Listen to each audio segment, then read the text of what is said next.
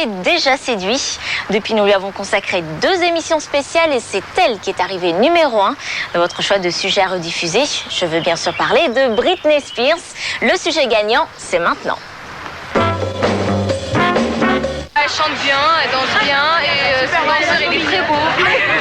Elle est très bien faite aussi, très jolie et elle a tout pour réussir quoi.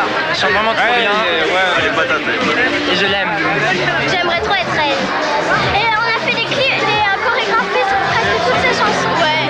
Britney Spears est devenue en moins d'1 an un véritable phénomène planétaire. Le moindre de ses singles est disque d'or et son album Baby One More Time s'est vendu à 13 millions d'exemplaires.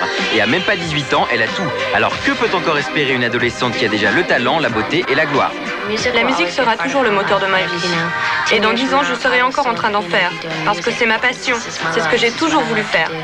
Ce que j'espère le plus au monde, c'est de sortir encore de nombreux singles qui seront numéro 1, ainsi que de nombreux albums. J'espère vraiment faire ce métier le plus longtemps possible.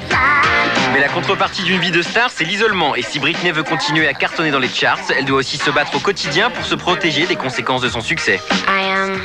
Je suis une superstar, enfin quelque chose dans ce genre-là.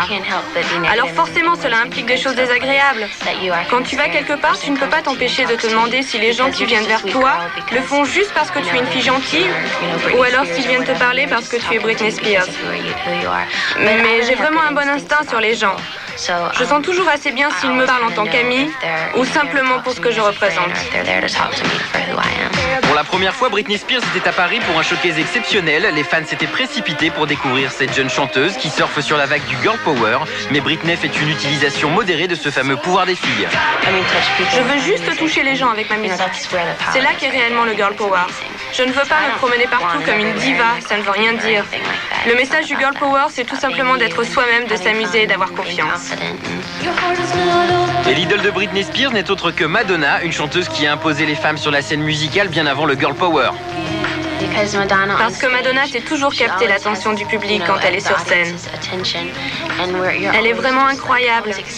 Tu ne sais jamais quand elle va évoluer, alors qu'elle est dans la musique depuis un bon moment déjà. Je pense vraiment que c'est une légende, et c'est admirable. Mais du haut de ses 17 ans, si aujourd'hui Britney semble prendre le même chemin que Madonna, elle le doit avant tout à sa force de caractère, son travail et sa volonté. Quand je veux quelque chose, je m'investis à fond et je ne pense plus qu'à ça. Beaucoup de gens détournent leur attention au bout d'un moment, alors que moi, ça peut carrément tourner à l'obsession jusqu'à ce que j'obtienne ce que je veux. Et je pense que cette force de travail est vraiment positive.